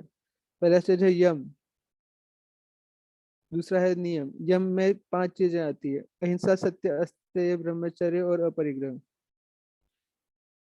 कि उसके बाद नियम आता है, नियम में भी 5 चीजें आती है, शौच, संतोष, तपस्या, स्वाध्याय और ईश्वर प्राणिधान। फिर तीसरा स्टेज है प्राणायाम का, और फिर आता है तीसरा स्टेज है आसन का, फिर चौथा स्टेज है प्राणायाम का। तो पॉइंट एक कि जब जब व्यक्ति प्राणायाम का अभ्यास करता जाता है तो उसकी इंद्रियां, जो उसके सेंसेस जो है वो शुद्ध हो जाते हैं। शुद्ध होने का मतलब है कि अ, उसका पूरा सेंसेस पे कंट्रोल हो जाता है। अभी क्या है कि हमारी इंद्रियां हमें ले जाती हैं, हमें खींचती हैं। इंद्रियां खींचने का मतलब है कि अगर हमें हमारा मन करता है कि यार कुछ हम अच्छा गुलाब जामुन खाते हैं, तो वी विल गो उस जगह पे जहाँ पे गुलाब जामुन मिलेगा। या हमारा मन करेगा कि चलो हम मूवीज देखते हैं, अच्छी चीज देखना है जिससे एंटरटेनमेंट हो, तो हम वो करने लगेंगे। वी विल नॉट कंसिडर कि what is good for us, what is bad for us. तो ये स्टेज है, ये इंद्रियों की बाहर देखने की प्रवृत्ति है। तो इंद्रियों को पहले रेगुलेट करना होता है। तो वो कैसे पॉसिबल है, उसके लिए दो तरीके हैं। या तो आप प्राणायाम करें, और ये जो यम नियम है, अहिंसा सत्य अस्तेय ब्रह्मचर्य अपरिग्रह और शौच संतोष तप स्वाध्याय ईश्वर प्रणिधान, ये सब चीजें करें। एक प्रोसेस ये है। दूसरा प्रोसेस ये है सबसे इजी, कि आप अपने इंद्रियों को भगवान की, कृष्ण की सर्विस में लगाएं। और जो संतों से, साधुओं से, वैष्णवों से, भक्तों से, उनसे सीखें कि उनसे हम जाने कि कैसे हम अपने टैलेंट्स को, अपने सेंसेस को कृष्ण कॉन्शियस एक्टिविटी में लगा सकते हैं। If you want to do something, अपने हाथों से कुछ क्या करें, तो अपने हाथों से हम कृष्ण की सेवा करें, अपनी बुद्धि से हम कृष्ण की सेवा करें। सो वो कैसे करना है प्रैक्टिकली, अपने टैलेंट को कैसे हमें यूज करना है, वो हमें सीखना चाहिए। जैसे मान लीजिए किसी का म्यूजिक में इंटरेस्ट है, तो जनरली लोग गाते हैं, क्यों गाते हैं? वो किसी मटेरियलिस्टिक सॉन्ग गाते हैं, कोई मटेरियलिस्टिक सॉन्ग, जिससे मे बी वो अपनी गर्लफ्रेंड या बॉयफ्रेंड को इम्प्रेस कर सकें, या लोगों को अपनी तरफ आकर्षित कर सकें, या कुछ पैसा कमाने के लिए गाते हैं। लेकिन जो भक्त होगा वो भी गाएगा, लेकिन वो कृष्ण की खुशी के लिए गाएगा, भगवान की खुशी के लिए, भगवान की ग्लोरिफिकेशन के लिए। So that way you engage your tongue and your voice in Krishna service. तो जो योग विधि है वो क्या है कि पूरा गाना ही बंद कर दो। आज के बाद गाना छोड़ दिया हमने। कई लोग ऐसे भी होते हैं जो गाना ही छोड़ दिए, क्योंकि ये सब जैसे इस्लामिक, इसमें हम सुनते हैं कई बार, वो कहते हैं म्यूजिक हराम है। कहीं जो आप तालिबानी इस तरह का सुने होंगे कभी, दे हैव दिस कंसेप्ट कि म्यूजिक हराम है। क्यों? क्योंकि वो मटेरियलिस्टिक तरफ ले जा रहे हैं। लेकिन जो वैदिक प्रोसेस क्या है, भक्ति का प्रोसेस, वो कहता है कि आप गाइए, लेकिन आप भगवान के लिए गाइए, भगवान का नाम, भगवान का ग्लोरिफिकेशन करिए। So that way you engage your voice. तो ऐसे करके हमें सीखना चाहिए प्रैक्टिकली कि क्या क्या हम टैलेंट को भगवान की सर्विस में लगाएं। So like that. Prabhuji, we have a question from Divya Bhaskar. How to be free of mind all day? How to be free of mind? Actually, one can't be free of mind. Let me tell you frankly, mind will exist with us always. But just like in 6th chapter we have studied, बंधुरात्मात् मनस्तस्य येनात्मैवात्मना जितः अनात्मनस्तु शत्रुत्वे वर्तेतात्मैव शत्रुवत्। कि आपको mind को control करना सीखना पड़ेगा। You can't kill the mind. You can't divorce the mind. You have to learn how to control the mind. वो हमेशा आपके साथ रहेगा, वो जन्म जन्म का साथी है हमारा। उसको हमें प्यूरिफाई करना पड़ेगा। प्यूरिफाई कैसे करेंगे? तो देखिए, माइंड का कनेक्शन दो चीजों से, एक तो इंटेलिजेंस से, एक है सेंसेस से। तो पहला माइंड को कंट्रोल करने का तरीका यह है कि उसको हम पॉजिटिव इनपुट दें। पॉजिटिव कहने का मतलब है सात्विक, in the mode of goodness. प्रकृति के 3 गुण होते हैं, सात्विक, राजसिक एंड तामसिक। तो इसको सात्विक इनपुट दें। और सात्विक में भी जो सुप्रीम सात्विक है, वो वो कृष्ण है, भगवान है, कृष्ण कॉन्शियसनेस है, भक्ति है। तो अपने अपने सेंसेस को, अपने जो उसको सेंसेस को भक्ति का इनपुट दें, कृष्ण का इनपुट दें। जैसे सुनना है आपको तो कीर्तन सुने rather than some materialistic music जो आपकी कॉन्शियसनेस को दूसरी दिशा में ले जाए। तो कीर्तन आप सुन सकते हैं जो कि अच्छा सूदिंग भी होगा और उसमें म्यूजिक भी अच्छा होगा, ऐसा नहीं कि बेसुरा होगा। So it will be best quality of music, तो वो आप सुने। सो लाइक दैट आपके जितने पांचों इंद्रियां हैं, पांचों सेंसेस हैं, उनको आप एक तो प्रॉपरली एंगेज करें, गुडनेस में एंगेज करें, तो इससे माइंड कंट्रोल में आएगा। दूसरा, अपनी इंटेलिजेंस। इंटेलिजेंस से हम ये समझें कि what is good for our mind, what is bad for our mind, और इंटेलिजेंस के द्वारा हम माइंड को अपने कंट्रोल करें। इंटेलिजेंस के दो फंक्शंस है, एक तो डिस्क्रिमिनेशन और determination. Discrimination means what is good for us, what is bad for us, that we should know. That is called discrimination. And second is determination. कि हमें जब पता चल गया कि क्या सही है तो उस पे हम टिके रहें। डिटर्मिनेशन पावर, जिसको कहते हैं धृति। तो उसके लिए हमें गाइडेंस लेना पड़ेगा। जो जो स्पिरिचुअली एलिवेटेड जो मेंटोर्स हैं, उनका हमें एसोसिएशन लेना पड़ेगा, उनसे गाइडेंस लेना पड़ेगा, जिनको आप एज ए गुरु स्वीकार करना पड़ेगा आपको, उनसे लर्न करना पड़ेगा। जैसे छोटे बच्चे जो है वो अपने पेरेंट्स के कंट्रोल में रहना एग्री करते हैं, है ना।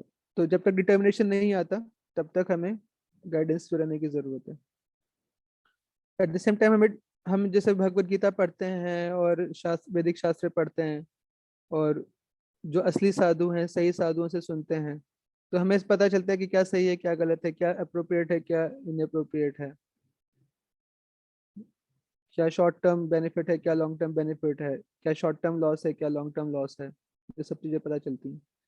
सो लाइक दैट हमें जानना चाहिए। तो इसके द्वारा हम माइंड को कंट्रोल कर सकते हैं। और एक बार और साथ ही साथ हम मेडिटेशन करें अपना।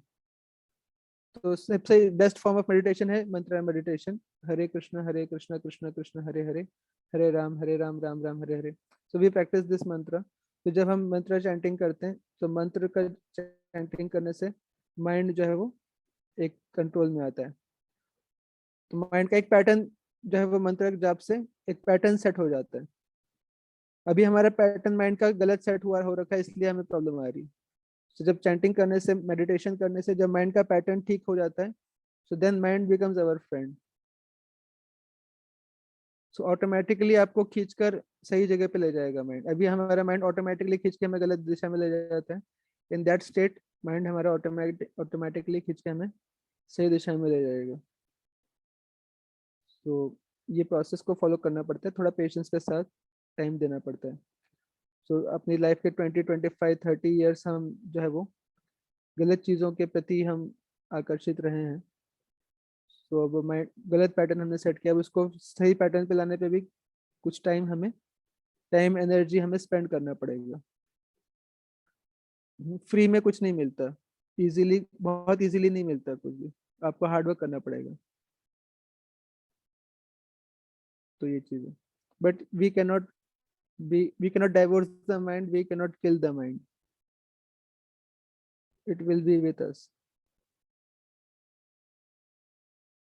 तो any other point? हरे कृष्णा प्रभु जी, बहुत बहुत धन्यवाद आपका। आपने इतना महत्वपूर्ण समय दिया और इस क्वेश्चन का आपने बहुत ही प्रैक्टिकल आंसर दिया। तो जैसा कि प्रभु जी आपने बताया मेडिटेशन के बारे में, मंत्रा मेडिटेशन के बारे में, तो सब स्टूडेंट्स को मैं एक बहुत इंपॉर्टेंट नोटिस देना चाहता हूँ, इन्फॉर्मेशन देना चाहता हूँ। एक गुड न्यूज भी है कि आप सबके लिए हम मेडिटेशन मेड इजी वर्कशॉप करने जा रहे हैं। आप सबको हम सिखाएंगे मेडिटेशन क्या होता है, मेडिटेशन के क्या क्या बेनिफिट्स होते हैं और मेडिटेशन कैसे किया जाए। सो ये 3 सेशंस की वर्कशॉप रहेगी, हाफ एन आवर आधे घंटे की। और ये वर्कशॉप शुरू होने जा रही है संडे से, इसी संडे से 20 तारीख से। और ये वर्कशॉप होगी सुबह 7 से 7:30। ठीक है, सुबह 7 से 7:30 आधे घंटे की वर्कशॉप होगी ये। और उसमें हम आपको सिखाएंगे first day what is meditation, second day what are the benefits of meditation, और थर्ड डे हम आपको बताएंगे हाउ टू डू मेडिटेशन। तो जैसा कि प्रभु जी ने बताया, माइंड को कंट्रोल करना, थॉट्स को कंट्रोल करना, उस पर नियंत्रण करना तो कैसे पॉसिबल है? मेडिटेशन के थ्रू, मंत्रा मेडिटेशन के थ्रू। तो उसके ऊपर वर्कशॉप होगी, आप सब तैयार रहिएगा और हमारे वर्कशॉप में जरूर आइएगा। इन्फॉर्मेशन इसकी ग्रुप पर हम शेयर करेंगे, तो उसमें अपने आप को आप जोड़िए और उसको भी अटेंड करिएगा। प्रभु जी बहुत बहुत धन्यवाद आज अपना समय देने के लिए। आपका समय और आपके विचार बहुत ही उपयोगी हैं हमारे लिए, और हम आगे भी रिक्वेस्ट करेंगे आपसे कि हमें ऐसे ही कम से कम 2 चैप्टर्स और हमें पढ़ाएंगे प्लीज।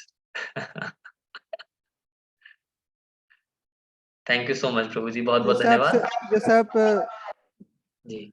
आज्ञा देंगे, I will be happy to serve as far as possible. जी प्रभु जी, आज्ञा नहीं एक अनुरोध है आपसे बस। बहुत बहुत धन्यवाद प्रभु जी। तो over to Alisha, we can conclude now Alisha. Yes, धन्यवाद प्रभु जी, आपका बहुत बहुत शुक्रिया। आनंद है आपके मार्गदर्शन से। जिसका आज के सत्र पे नहीं हो पाया, हम अगले सत्र पे आपके क्वेश्चंस लेंगे। इसके साथ हम ये समाप्त करना चाहते हैं। Thank you. Hare Krishna. Thank you so much. Hare Krishna.